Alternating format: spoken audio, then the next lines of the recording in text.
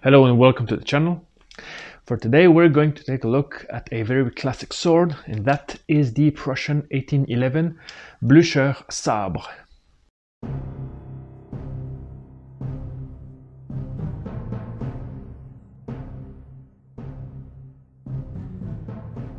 Despite being a copy from another famous sword, the Prussian model 1811 has got to be one of those legendary swords because of how much it lasted and how it made a big impression in the world of edged weapons.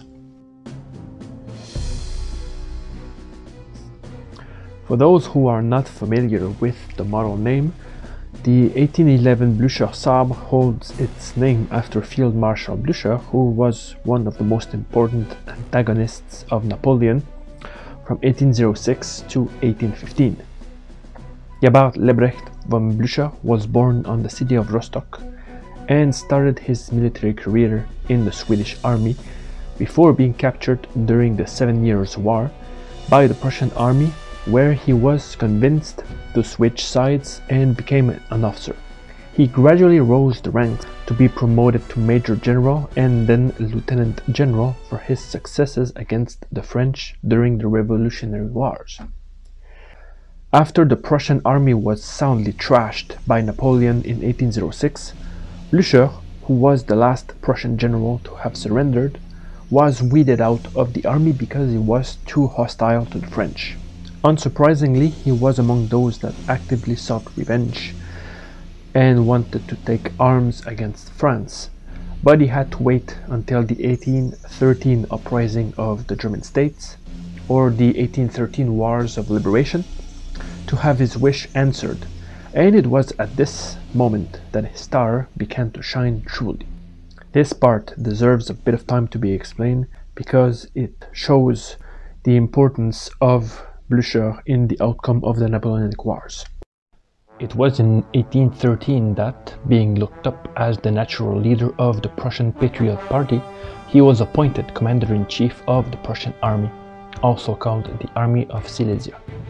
This command was done in joint partnership with Chiefs of Staff Scharnhorst and then Gneisenau, who were the brains while Blucher was the brawn.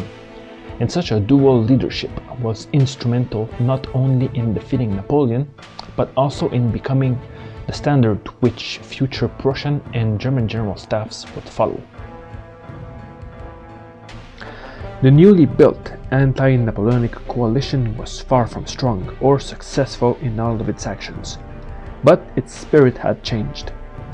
It was said that Blucher was the only general who didn't fear Napoleon on the field, and this was certainly proven by his rash and impetuous actions against the emperor, though at great cost for his men. But this brought results. Despite Allied military setbacks at Lützen, Bautzen, and Dresden, Blucher's victory over Marshal MacDonald at the Battle of Katzbach, paired with the battles of Grossbeeren, Kulm, and Dennewitz, where Bernadotte's Swedes, Osterman Tolstoy's Russians, and von Bülow's Prussians respectively defeated Marshals Oudinot, Vandamme, and Ney. These four victories not only nullified Napoleon's strategic gains at Dresden, but also cemented Allied resolve and to stick to the Trachenberg plan that was instrumental in defeating the French a couple of months later at the Battle of Leipzig, which terminated Napoleon's control of the German states and sent him back to France. Blucher was headstrong and eager to finish the French when the Allies crossed France, but he would understand that underestimating a wounded Napoleon was never a wise thing to do, especially when Emperor Napoleon reverted back to being General Bonaparte. He then personally targeted Blucher's army because he knew that he was the most aggressive and dangerous opponent because of his movement towards Paris. Thus, the campaign of 1814 saw multiple battles between the two men that were mostly inconclusive. The Battle of Brienne was a victory for Bonaparte, but it was followed by his defeat at the hands of the Allies that were commanded by Blucher at the Battle of La Rotière, a battle whose operations foreshadowed those of Waterloo. Overconfident in their victory, the Allies operated separate movements, which could only benefit Napoleon as he pounced upon Blucher's army and defeated him at the triple battles of Champaubert, Montmirail and Vauchamp. Despite the heavy losses, Blucher's army wasn't destroyed, and he could only retreat, rally, and reorganize to fight another day. This came when, following a minor victory at the Battle of Craonne, Napoleon attacked Blucher's fortified positions at Laon, but after 2 days of fighting was unable to win and had to retreat. Blucher's determination to continue the fight forward despite defeats, along with Schwarzenberg's Austrian army that was also keeping Napoleon very busy, and the political intrigue back in Paris finally spelled the end of Napoleon's empire and forced his abdication. There is little doubt that the whole campaign would have had a different outcome if the old Prussian wasn't there. But wait, there's more! When the emperor returned in 1815 in what became known as the 100 Days Campaign, it was up to Blucher and Wellington's armies to make first contact with the French in the summer of that year. Both were, however, surprised by the emperor's tactical maneuvers, and Blucher was soundly defeated and his army driven out of the field at the Battle of Ligny. He himself had his horse killed and was trapped under it, barely avoiding capture. Despite this, Blucher gave orders to turn back and assist the Duke of Wellington's forces as was planned. This decision was crucial for the outcome of the Battle of Waterloo, which was to be the final defeat of Napoleon, leading to his second and final abdication and thus ending the saga for good. Blucher was neither a tactician nor a brilliant general. That was to be more the case of his associates Gneisenau and Scharnhorst, and he was rumored to have serious mental problems. But his drive, determination, relentlessness in the face of unfavorable odds, and commitment to supporting allies is what made him so efficient in the battlefield. He was very popular even outside of Prussia, and extensively loved by his troops, which is probably why the Sabre was named after him, as some form of honorary acknowledgement for his efforts, as both became symbols of the fight against the French and were associated as such, though at what date exactly we may never know. The sword was heavily copied after the British 1796 Sabre for light cavalry, which is why the form is almost the same thing. In fact, you can even say that it was just an extension of the British sword. This concept of the 1811 Sabre began to be developed during the years 1808-1809, when Prussia, like the rest of Germany, was under French hegemony as a result of the disastrous campaign of 1806. Since its industry was limited, Prussia relied extensively on British goods and equipment to arm itself. When in 1813 the Kingdom of Prussia turned against the French with the support of the Russians, the exportation of British weapons exploded, and this explains a bit why huge quantities of the 1796 Sabre were shipped to Germany. The 1811 Sabre was pretty much a hardened version of the British sword. Its hilt was made thicker and heavier, and the scabbard drag had a triangular shape for added protection. The rest kept the same features as the British counterpart. The curved blade ended in a beefy hatchet point. The iron-made P-shaped hilt had two round half-langets on each side. The knuckle bow had a long and narrow rectangular hole that was for the sword nut, and the grip was made of wood core that was wrapped with cord and then covered with black leather. The sabre was carried by the light cavalry, such as the hussars, the uhlans or lancers, but also the dragoons, the horse artillery, and the mounted train units. It was relieved from service in the cavalry on January 8, 1857, as it was replaced by the model 1852. After that date, it was progressively issued to the artillery supply and ammunition units, where it could still be equipped during the Franco-Prussian War of 1870 and World War I. Despite its name designation, the initial production started only after 1814, after Napoleon's defeat at Leipzig and when the sword manufacturers were now in Prussian hands. But since the Prussian forces were using a significant amount of 1796s and looted French weapons, the 1811 was probably produced in extremely limited quantity and only began to be more seriously produced after the 1820s, when the captured French swords and the British 1796s that were still in service were considered to be too old and needed to be replaced. Over the years, its shape only had one major modification, which happened in 1837. The knuckle bow on some models was widened to give more room for the knuckles, and the blade tip was made a bit more spear-pointed to be better for thrusts.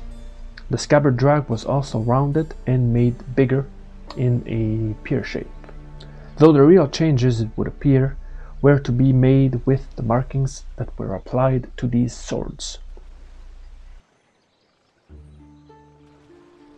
Markings now play a significant part of the value of the Blucher Sabre because they identify not only the unit where the sword served, but also the historical context that goes with it. Thus, for example, an 1811 Sabre with old-style cavalry markings is more valuable than one that was marked to a machine gun unit from World War I.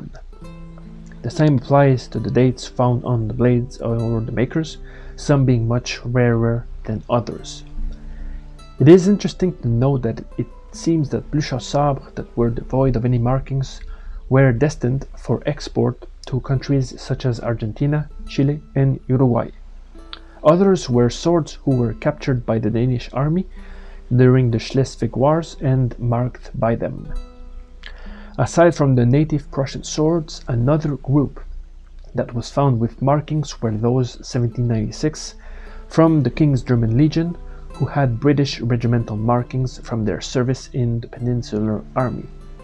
Since these swords were then used by the Prussian army after the annexation of Hanover in 1866, they were marked again but with the Prussian system, thus some having double markings.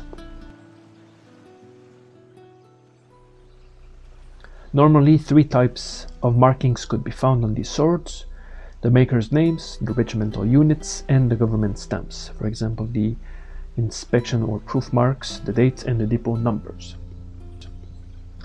Government contracts were made with many weapons manufacturers such as Luneschloss, Schimmelbusch, or Gebre Weyersberg, to name a few, though the most commonly found maker was SNK for Schnitzer and Kirschbaum. For some reason, the maker's stamp was found mostly on the scabbard and not so frequently on the blade or hilt.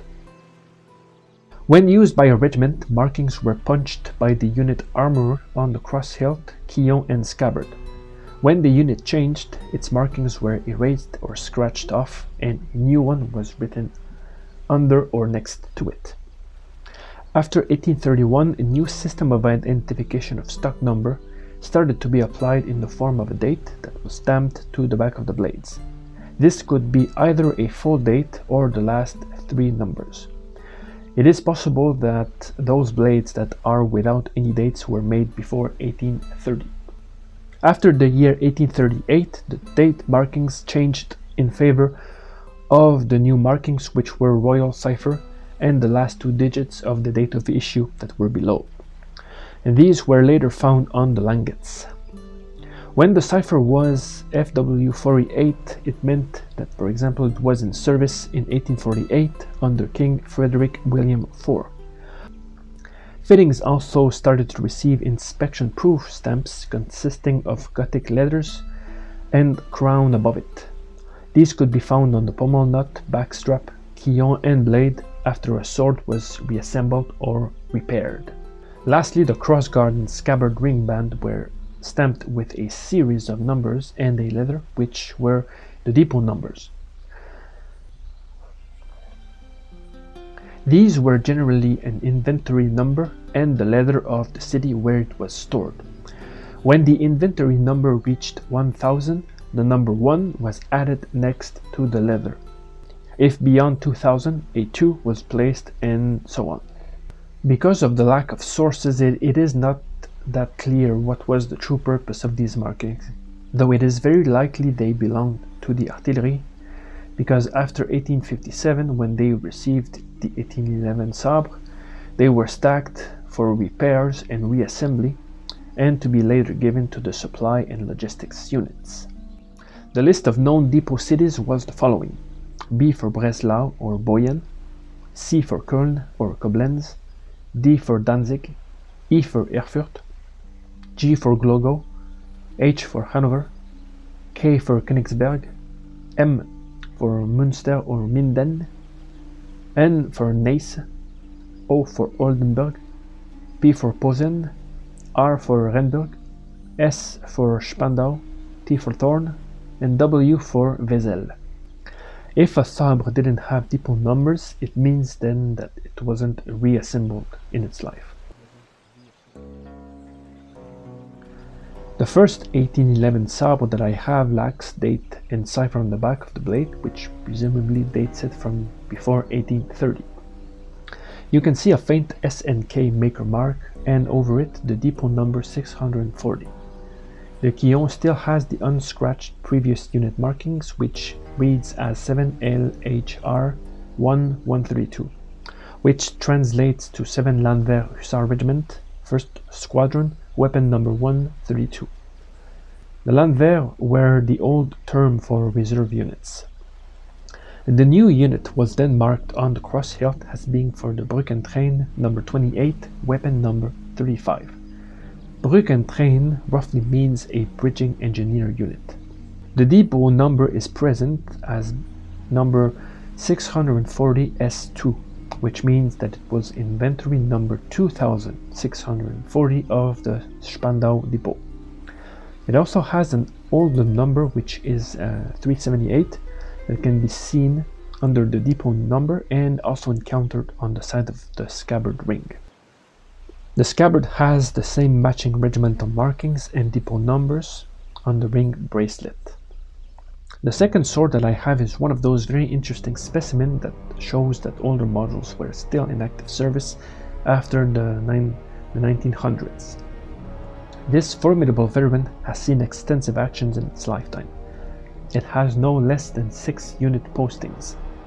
All were obliterated when it was moved to another unit, and the last one is identified as EJ-16, which was the marking for Etappen Inspection of the 1st Armée Corps, weapon number 16.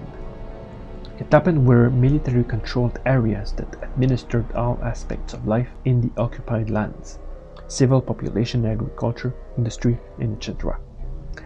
They had under their direct command military establishments and units to whom they planned and provided administrative, supply, and command elements.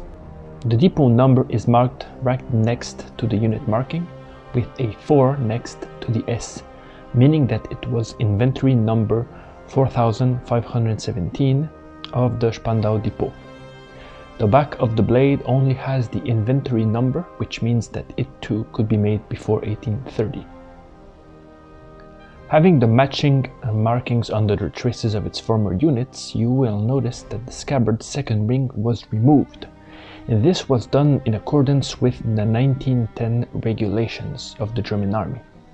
In addition to this, between 1906 and 1910, the fittings were chemically blued or painted black, which is also the case with this specimen. It is fascinating to think that such an old sword could still be around a time when the blimps, tanks, planes, and even submarines were starting to appear on the battlefield. Because of its date of production, the 1811 Sabre did not see much action because of the long years of relative peace enjoyed after the Napoleonic Wars, and the unusual lack of involvement of Prussia in European foreign affairs, except for the 1848 Schleswig War, where reports made light on the sword's lack of hand protection, which would trigger the need for a replacement sword. Yet the Blucher Sabre still managed to become one of the most successful and iconic swords ever, as it managed to outlast its predecessor, the 1796 Sabre because it evolved over time and could even coexist with its successors. Despite, or perhaps because of its many years of active service, the 1811 Sabre was eventually retired from the cavalry units in favor of a more practical model, which was the 1852 sword for the troopers, and this one offered significant hand protection and had a different type of blade which was more suitable for cut and thrusts. But that didn't mean that the Blucher disappeared completely, because it was still kept in service within the artillery units, who enjoyed a sword that didn't have a bolt guard because it was too cumbersome for what they did. And thus what they carried was a slimmer, longer version of the 1811 Sabre, which was known as the 1848 Sabre for the artillery. And this sword was in service and also progressively evolved until the 1890s, where, to conform with new arms and dress regulations, its resulting metamorphosis became known as the new model artillery sword, which many collectors are familiar with. And this was one of the last of the combat Blucher swords to be issued to the troopers. Surprisingly enough, this sword was used or carried until World War II, or as late as World War II, alongside the officer variants of the German army, who were also spawns of the 1811 Sabre, but that story will be told in another video. So many thanks for your time today. If you wish to receive notifications of new videos, then please don't forget to subscribe to the channel. I'll be seeing you in the next presentation. Have a great day.